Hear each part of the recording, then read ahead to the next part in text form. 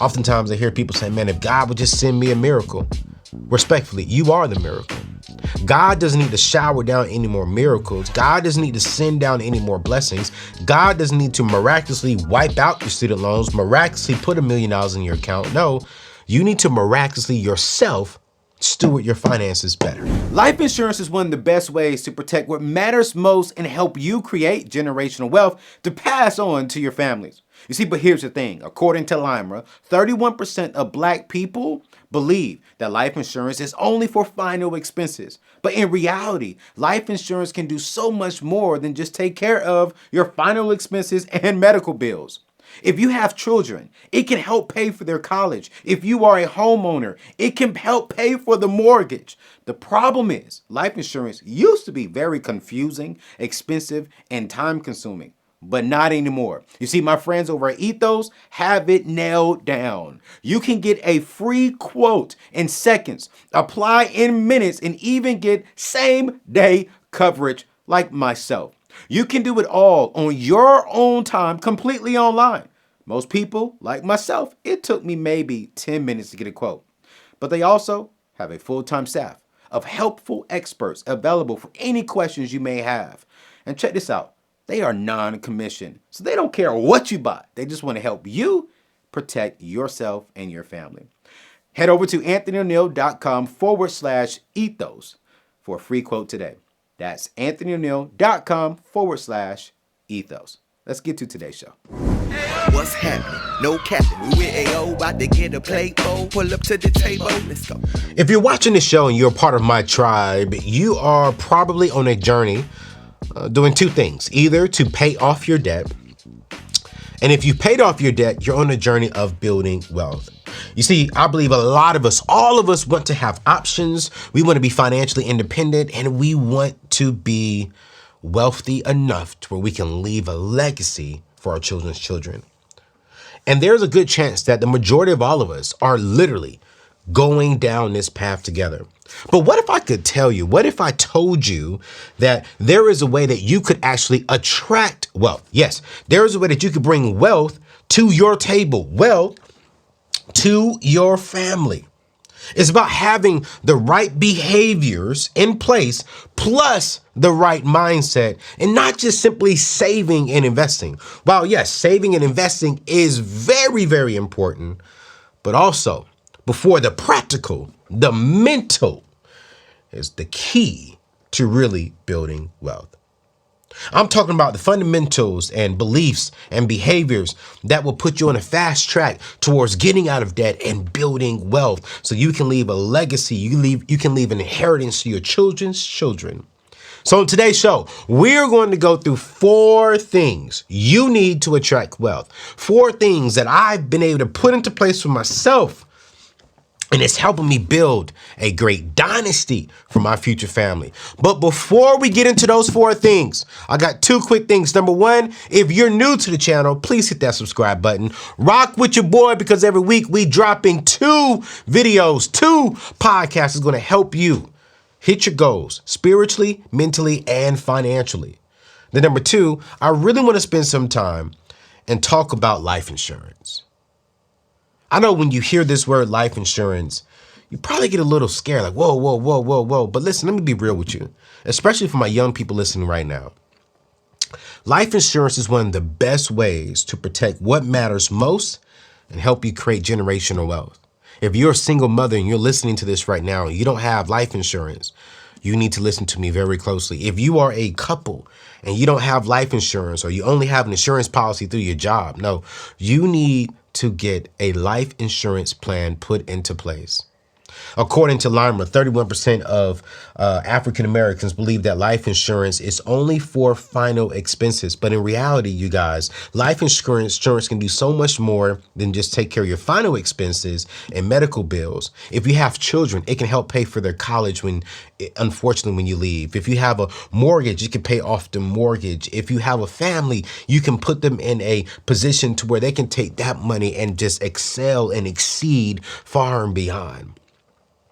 I've partnered with a company called Ethos, who is the #1 term life insurance policy place people out there. And what I love about them up front, I'm gonna be real with you, is two main things. Number one, they have a heart for the people. They're not based off of commissions. They want to help you get the right plan for your family. They want to sit down and say, you know what? You need this many years. You need this much in your policy. Here's the best plan, and let's get the best budget for you. Whether you buy or not, it doesn't impact them because they're not commission based. They want to best serve you. The number two, man, it took me not even 10 minutes to get my policy into place. And also, check this out. I didn't have to go into the doctor to get my blood work. So you can apply today, go to get a quote today, and be covered today. I teach on this show that the caliber of your future will be determined by the choices you make today. Do you have loved ones that are depending on you? Listen, I hate to say this, but it's not a matter of if we're going to transition. It's a matter of when we're going to transition. And I say this out of love, but as a Christian man, we don't know the hour of when we're going to transition. Let's be prepared.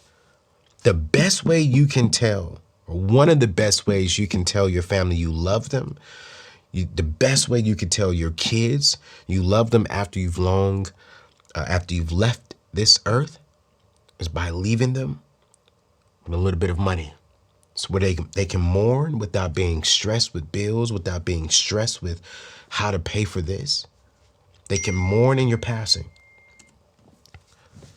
And they can celebrate your rising on to a better place. Your wife and your kids can use that income to generate more wealth for their kids, for their family. I want you to go to anthonyoneal.com/ethos. That's anthonyoneal.com/ethos. I'm going to make sure that their information is in the show description. You can get a free quote today. You can get an affordable plan today and be covered today. Join me over at Ethos. Now, when it comes to the 4 things you need to attract wealth, I want to start off by number 1 is first you have to steward your finances well. That's right. You got to steward your finances well. You see, a lot of people think they will be wealthy if they only had more money. But you don't need more money. You need to manage the money you have better. Oftentimes I hear people say, man, if God would just send me a miracle. Respectfully, you are the miracle. God doesn't need to shower down any more miracles. God doesn't need to send down any more blessings. God doesn't need to miraculously wipe out your student loans, miraculously put $1 million in your account. No, you need to miraculously yourself steward your finances better. Stop praying for the miracle and start being your walking miracle. You see, once you learn to maximize your current income consistently, you can handle more money. But we can't say, God bless me with $1 million. God bless me with $5 million. God bless me with this job promotion. God bless me with this business I did, when we can't even steward our finances well now. You don't need more income. No, you need to steward the income you have right now. I remember when I was younger, I used to say, man, I wouldn't be struggling if I had more money. At the time, I was making like $42,000 a year. And I was like, man, my rent was only like 600 and something bucks at the time. And I was like, man, if I just had more money, I would be well, I would be good. And when I really look back at it now, my rent was $600. So my rent wasn't actually bad. My car note at the time was $1,000. And then I ate out every day, all 3 meals, breakfast, lunch, and dinner. And then I went out on so many days. And can I be real with you all? I went to the strip clubs. But I'm sitting here saying, God, please, God, I need more money. God, I need more money. God, I need more money. When God is saying, no, you don't. You need to steward the resources financially I gave you well. You need to steward your time better. Stop going to the strip club. Stop going to the clubs. Stop doing stupid things. Stop trying to impress people and use my gifts and talents that I put on the inside of you better. Okay? It almost reminds me of something that my friend and mentor Dave Ramsey says. He says, you can't out-earn stupidity. You just can't do it. When I first heard Dave say that for the first time personally, I was like, ooh, that is good. You cannot out-earn stupidity. If God gives you $1 million, you're going to be stupid with $1 million. If God gave you $5 million, you don't miraculously get wiser with $5 million.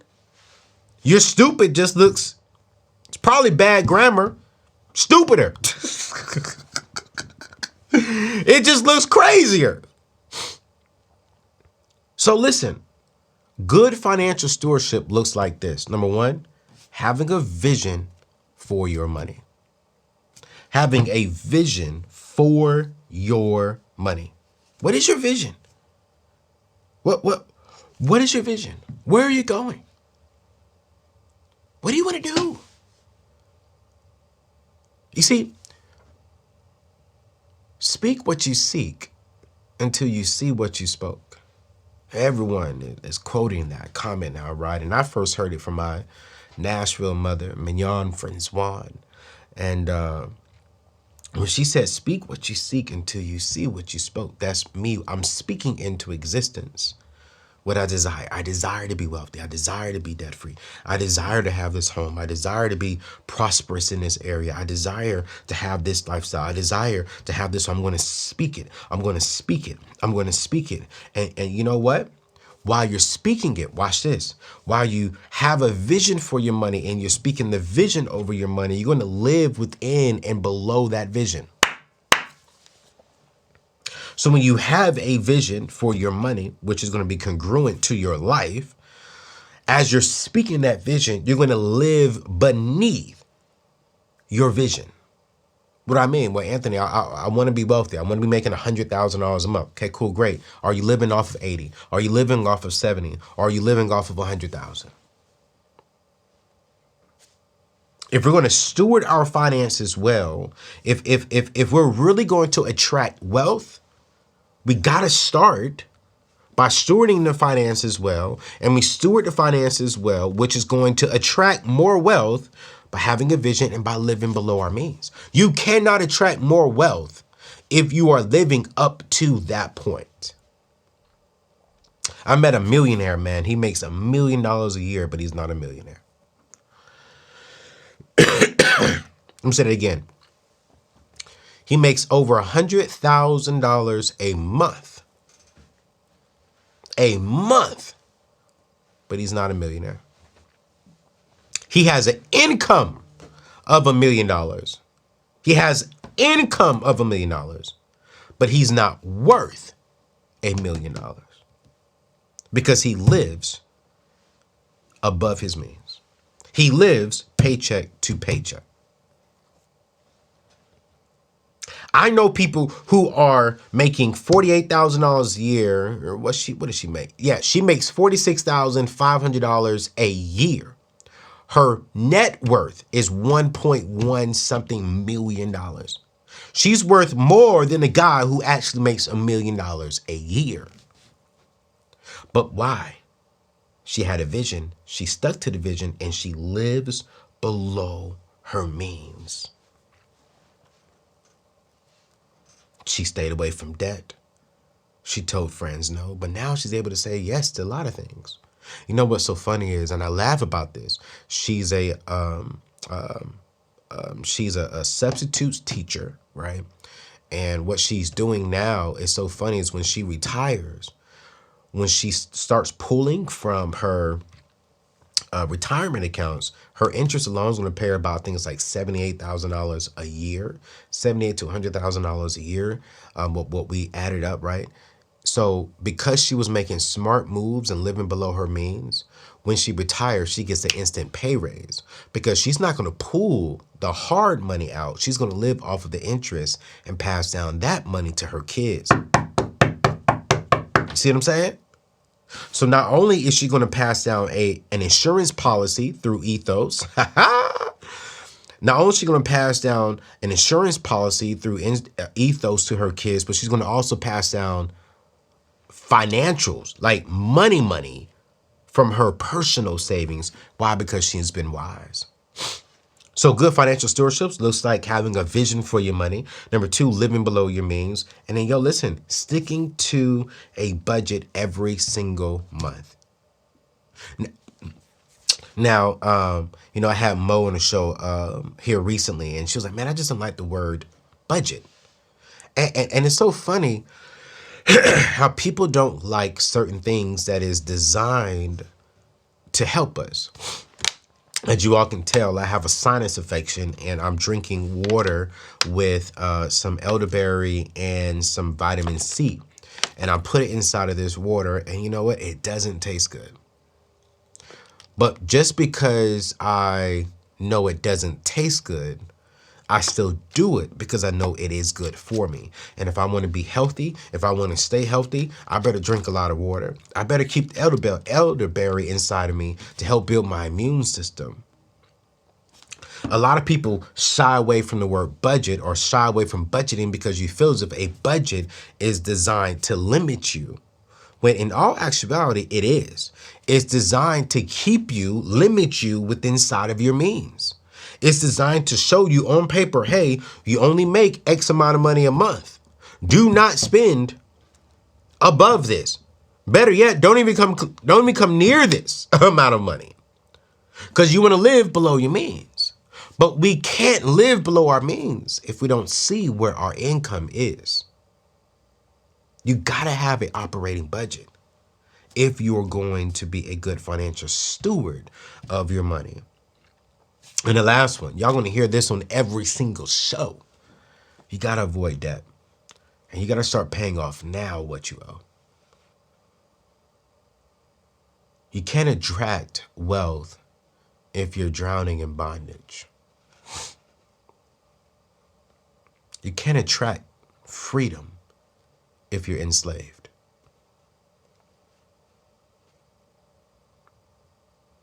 You can't attract options if you're already attracted to no options. Oof. Oof. Oof. You can't attract financial independence if you're depending on debt. Can't. And you won't.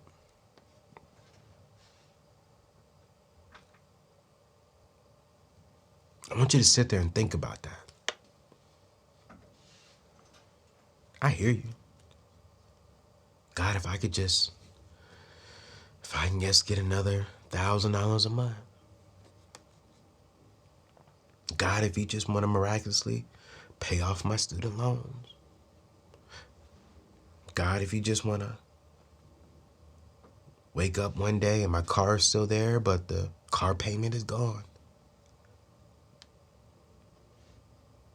Now, as a Christian, I believe that God can do anything in all things. There is nothing he cannot do. But I do believe that sometimes we be so spiritual that we forget we can miraculously make our student loans disappear by paying it off. We can miraculously make our car notes disappear by paying it off. We can wake up one day with no debt by simply not signing on to any more debt. Now, I'm not knocking the spiritual side of things. I'm not. But the Bible does say faith and works and faith work hand in hand. That faith without works and works without faith is dead. So everything that we're praying for, we also got to be willing to put in the work. We also have to be wise enough to understand that God gave us all the skills, all the resources to also do the same things. I ain't trying to preach. But if he made us, if we're the son of God, if we're the son of Jesus, then that means that we have what it takes to do the same things that we're praying for. We just got to be willing to put in the work. And I think when we show God that, yo, God, you can trust us, when God sees us putting in a work, that's when I believe God really comes in and says, all right, yo, I see you putting in 2 steps. Let me just go ahead and elevate you 100 steps forward.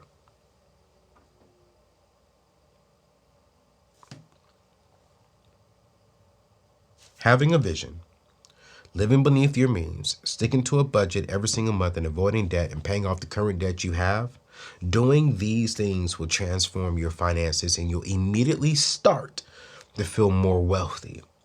No more living check to check and hello. I mean, more money in your bank account, y'all. Wouldn't you just get excited to wake up and you just like, yo, I wonder how much money I have in my account today. Wouldn't you be excited to wake up and like, yo, I went to bed last night with $1,000 and instead of waking up to, $100, I woke up to $2,000. You see, when you eliminate debt, you position yourself to see your money grow rather than your money disappear. Now, we all have bills and we all are going to have to eventually and throughout the month pay out on other things. But it doesn't have to be debt. It doesn't have to be debt. I want to ask you this one question. And if you're bold enough, I want you to, if you're watching this on YouTube, I want you to put in the comments. Do you believe, simple yes or no question, do you believe you are stewarding your finances well today? If you do, drop yes in the comments. If you're honest and you're saying, you know what, no, but I am going to do better, I am striving to be better, put no. If you're driving and you're listening to this on a podcast, yo, just speak it out loud.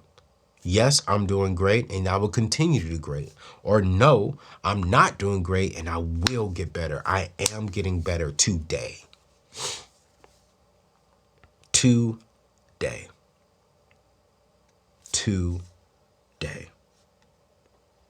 Here's number 2 when it comes to attracting wealth.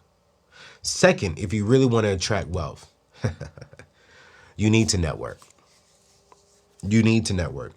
You've got to get around people who are smarter than you and stewarding more money than you. Be in the room with people who are where you want to be. Go to conferences, join a young professionals group, get involved in a local church, in a local community. One of the things that I remember was actually talking to one of my friends a couple of days ago, and it was funny.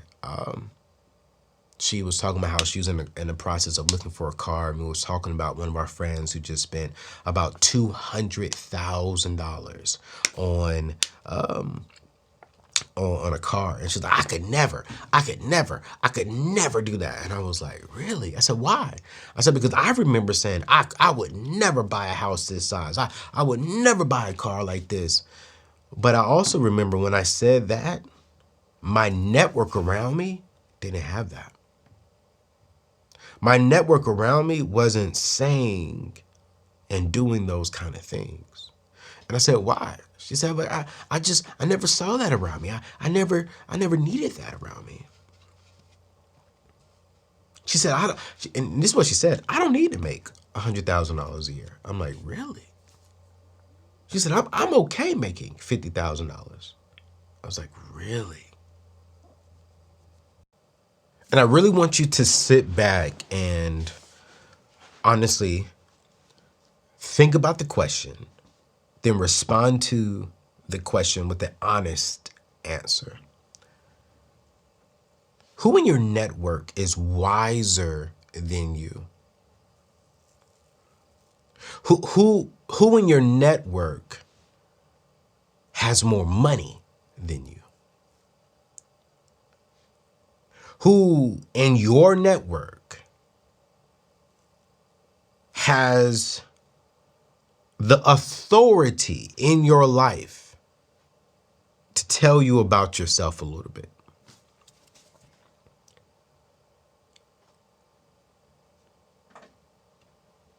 Who in your network, while you're stewarding your $50,000 a year, they could be stewarding $150,000 a year? As you are answering that question and you're seeing your network around you, when I say network, I'm not talking about people who you say hello to and they don't even say hello back to you. No, I'm talking about the people who you talk to on a regular basis, who reaches out to you on a regular basis. If you are the smartest person in your network, if you are the wealthiest person in your network, you need a better network. You want to start attracting wealth?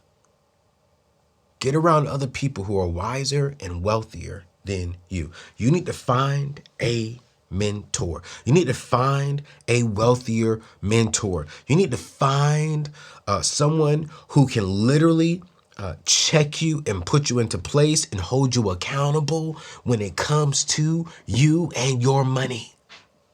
It can't just be me, your YouTube friend.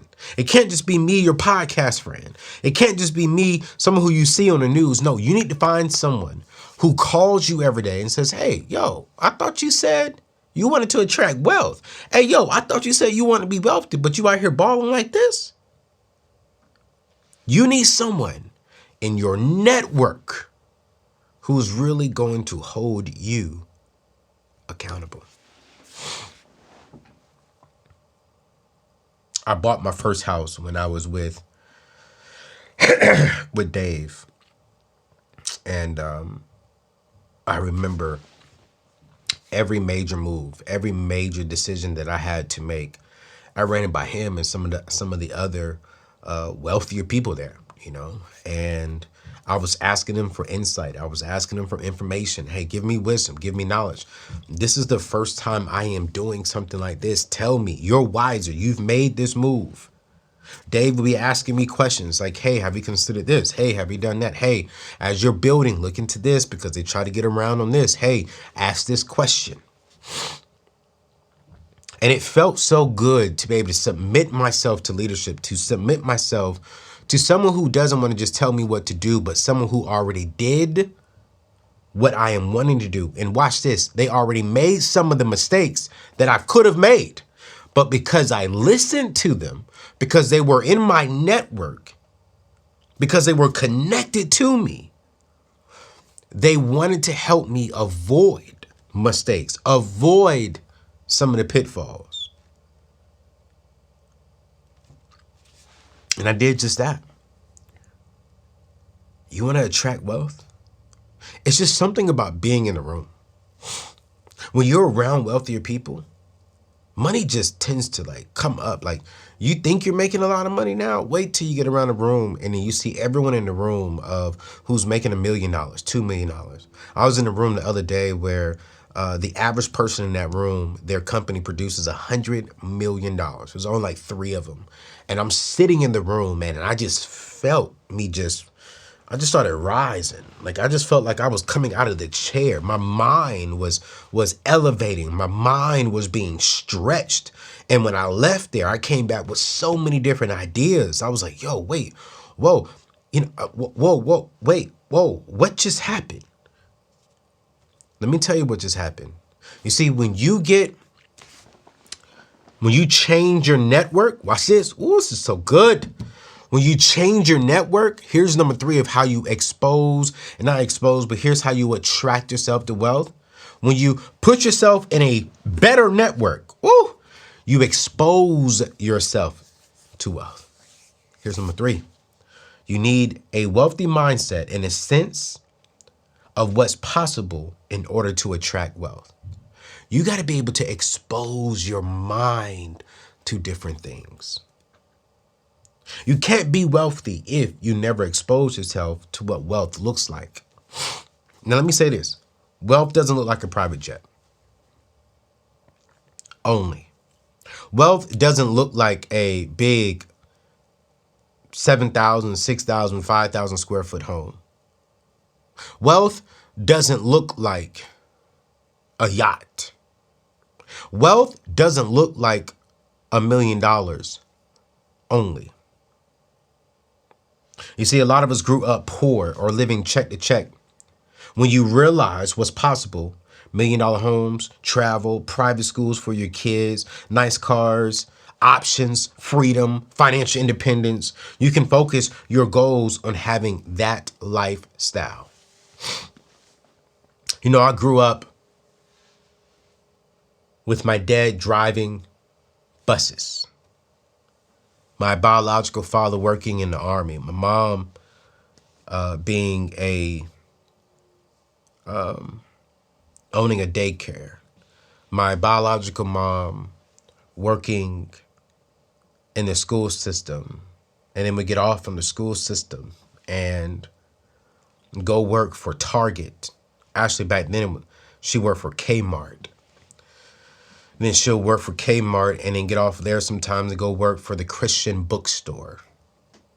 Then she'll get off of there sometimes, and then throughout the week sometimes she would serve at our church as a part-time assistant for the pastor at the time. And then on the weekends, on Saturday nights, me and my father and my little brother, and sometimes even my little sister, but all of our close friends, we will actually go wrap newspapers on the weekends because we needed the extra money. I remember the very first car we purchased that I could physically remember as a kid was a van. And the van only had 2 seats, the front driver's seat and the passenger seat, and no seats in the back. Me and my siblings sat on a metal piece for a little while until my mom and dad were able to get income to put the seats inside of the van. I remember whenever we didn't have a lot of money, I didn't realize then what was happening, but my dad would make breakfast for dinner because we always had milk, we always had bread, we always had eggs, and we would have French toast and eggs for dinner because we didn't have enough money to actually go out there and eat dinner. Sometimes if we didn't have, my dad was tired of making breakfast when we were tight on funds. You know, back then, they still have them today, but back then Hamburger Helper was very, very, very, very popular. 99 cents a box, and you can feed your whole family off of Hamburger Helper, which is why to this day, I will not eat Hamburger Helper because we grew up on Hamburger Helper. Specifically the lasagna Hamburger Helper.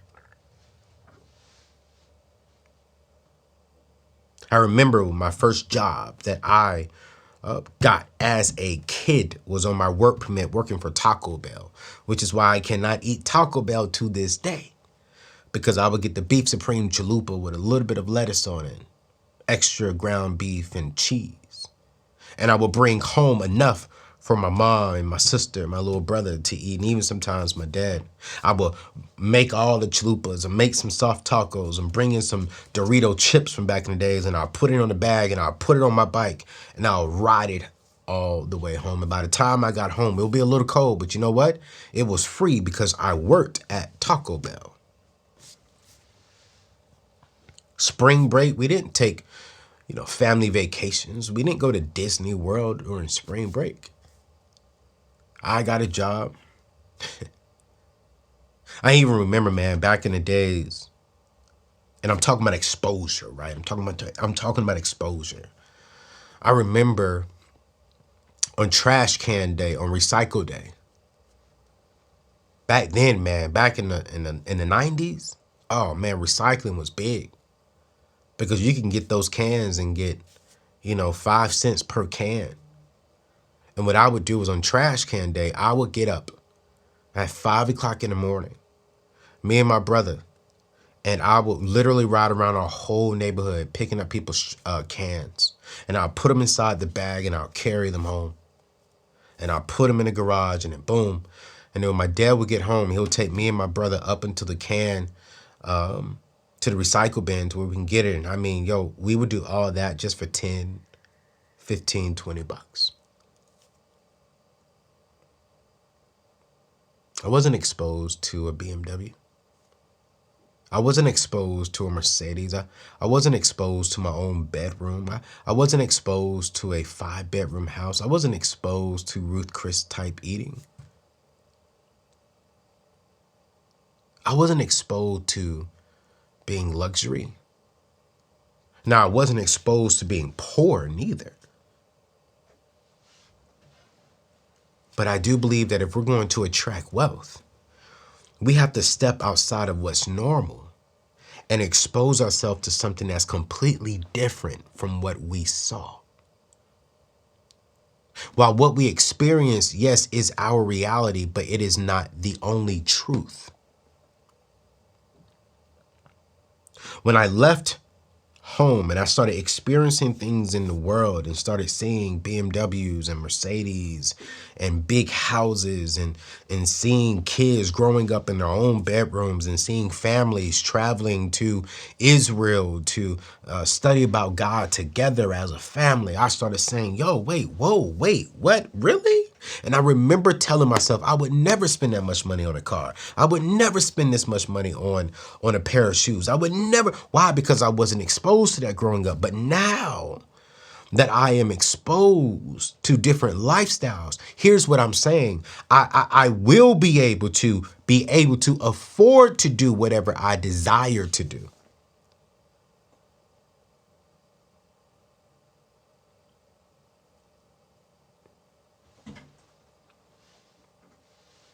What is it that you desire to do?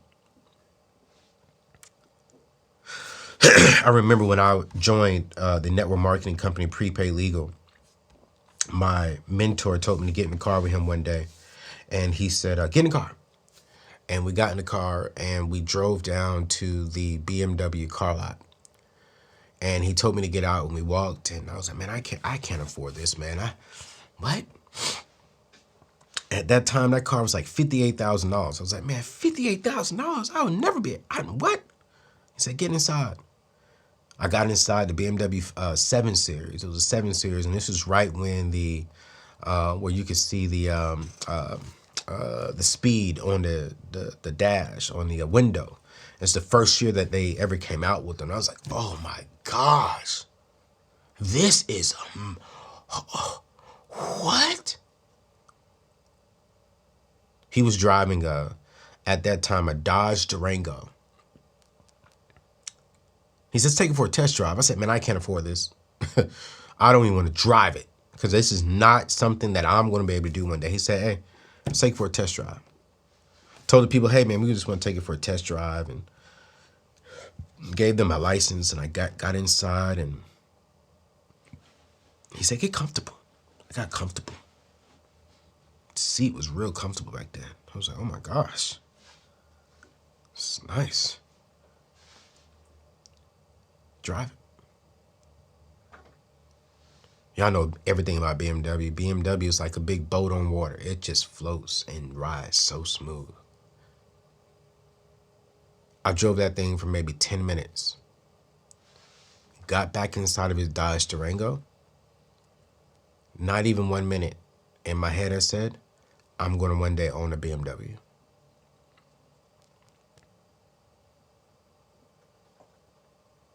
Two years later, I got it. Now, I'm gonna be honest. I probably didn't do it the right way. I know I didn't do it the right way. But what I'm saying is, what are you exposing yourself to? I suggest you and your partner go walk around the Louis Vuitton store, and walk around nice, wealthy neighborhoods and dream together. I am blessed to live in a home that I thought I would never live in one day. But even today, I still go into nicer neighborhoods. I go to my friend's house and I say, man, this is nice. And I do not say I will have this one day. This is what I say. I will be able to afford this one day. So if I choose to have this, I can.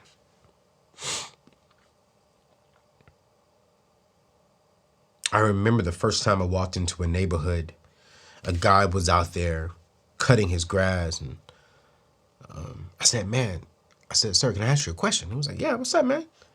And I said, if you can afford this kind of house, why are you cutting your own grass? He said, because it's my house. I said, but can't you afford like a lawnman? He said, absolutely. He said, but man, you know, the fact that I could wake up here and my family can live here, I take pride and making sure that it looks good and is kept up well.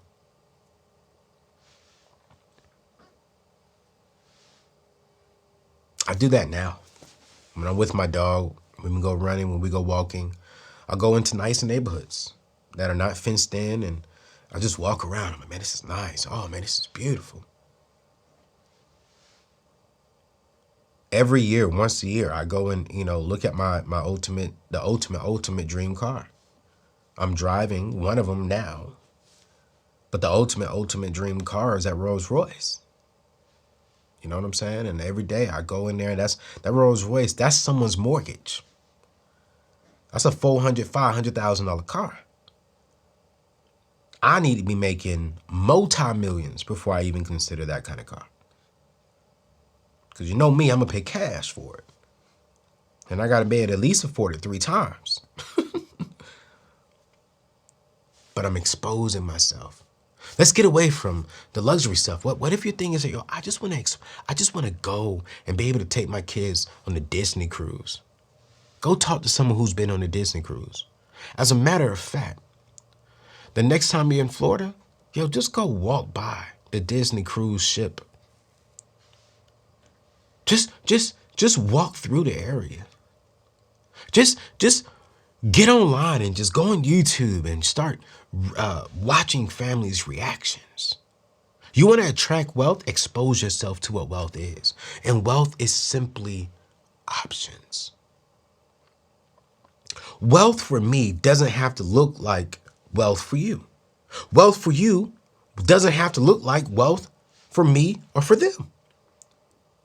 Man, my dad said something to me about a couple of years ago. He and I were playing golf, and my dad said, son, I'm wealthy.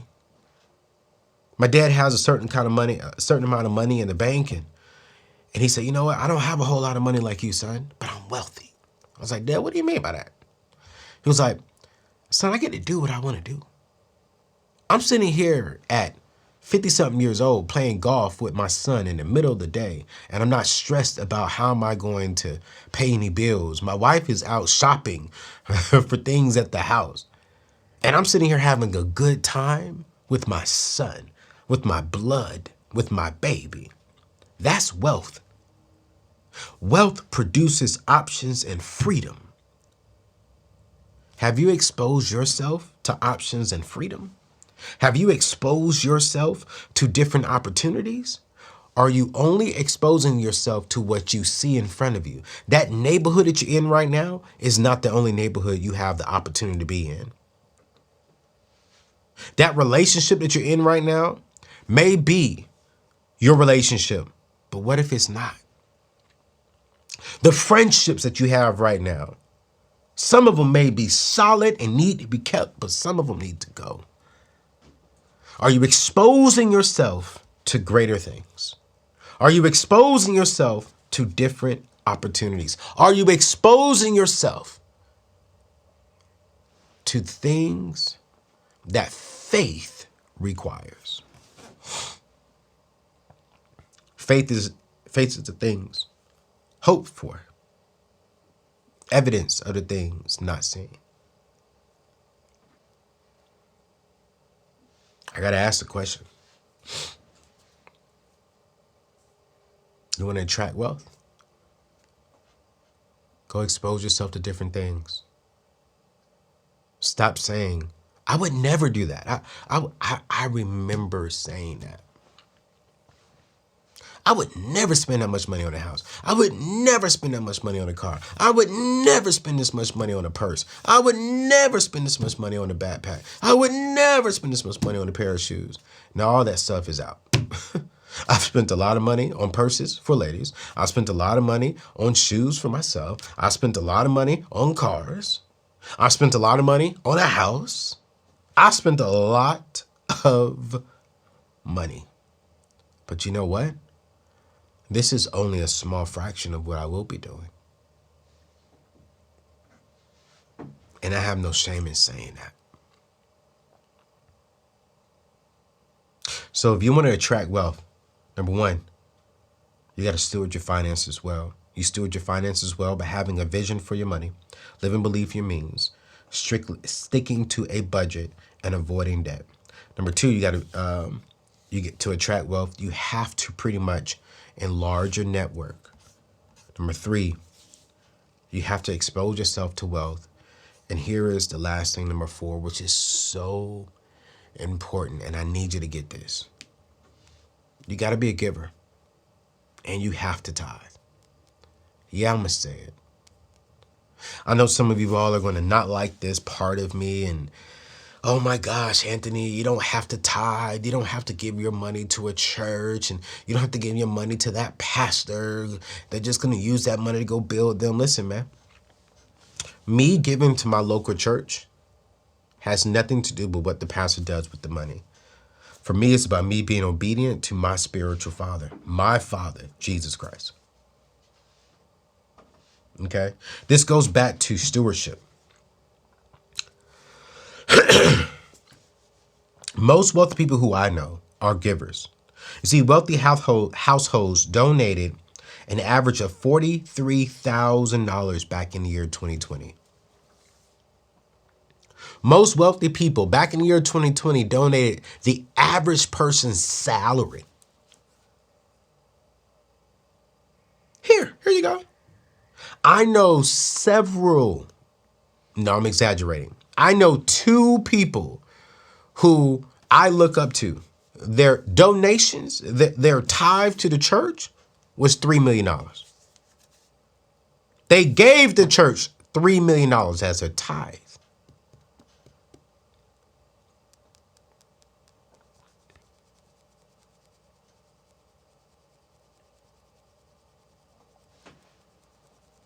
One of the things when it comes to like exposing myself, right? Not only was I exposed to the BMW at a young age, but when one of my, I don't really say mentors, but just someone who I look up to and value their thoughts and opinions, when he showed me his tax returns and how he tithed $3 million, he exposed me to something he doesn't even know. I've always have been taught to tithe. I've always been taught to, to just give. But one of my goals for this year, 2022, is to give my church on top of the tithe of my income, on top of my tithe. This is not everything. No. On top of my 10%, I want to give my church $50,000 in one lump sum on top of the tithe. So we're talking about 6+ figures that I want to be able to give my church this year from my business and from myself. I want to be one of the top givers of my church because I believe that if I give to God, if I give and I show God he can trust me with this, and I say, okay, God, you can trust me, and I'm going to give it right back to you. God will give me more. My pastor, Pastor Stephen Chandler, the pastor of Union Church here in the DMV area, said, man, his father told him, never give God the minimum because God never gave you the minimum. And I'm not challenging you all and saying, hey, if you're giving God the minimum, you're not serving God. No. You're being obedient. If you're giving 10% to God, then you are being obedient.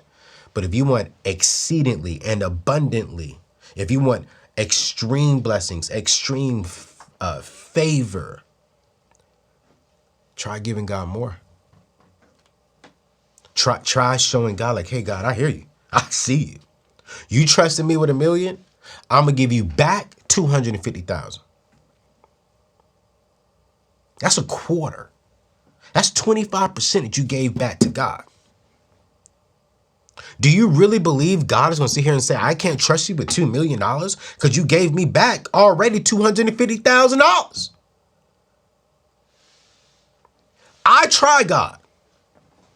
I'm like, yo, God, listen, you gave me $1 million, but I'm gonna give you back $250,000. So whenever you're ready to give me that $2 million, I'm gonna give you back 350. Because I want God to know that he can trust me.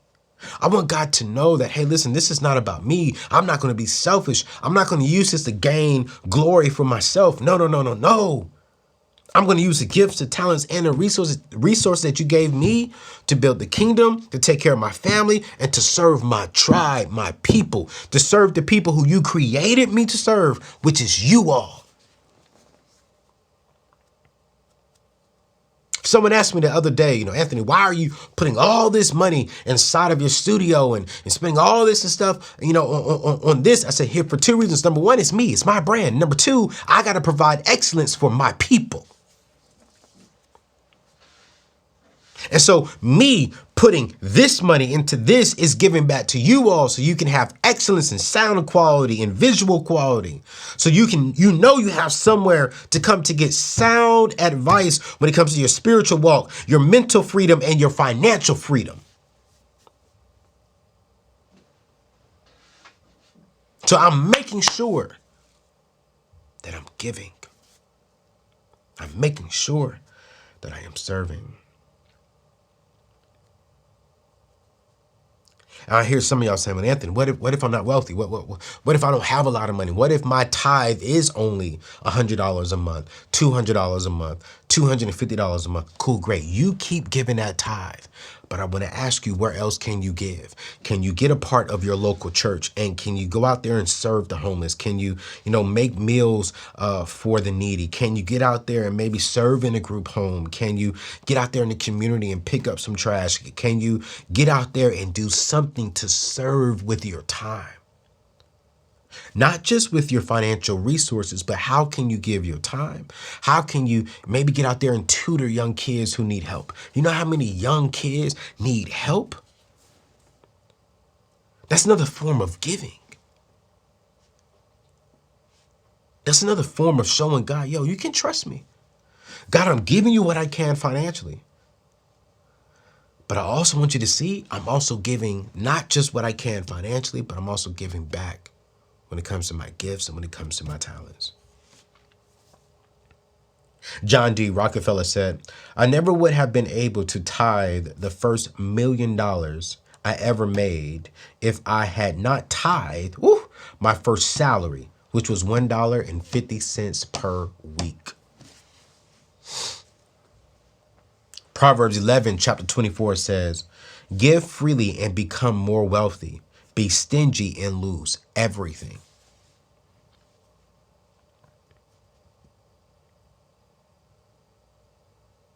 Any of my friends who really know me and who really have my heart will tell you, man, if I have it and if I have it to give, I'm giving it. If I don't have it to give, I'm not giving it.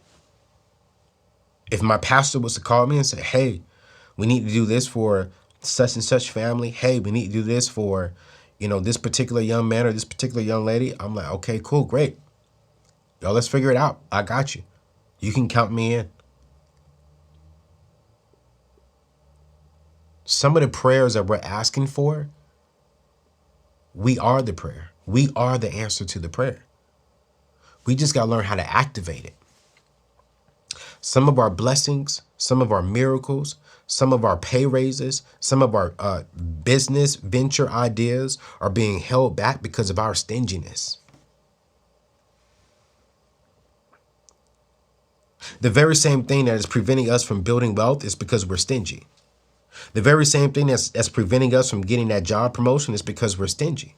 That very same thing not the very same thing, what's preventing us from starting that business is our stinginess. God is saying, I don't want to give you this business idea because it's going to bring in more money and it's all about you. It's not about the kingdom. It's not about the people. It's not about serving people. It's all about you.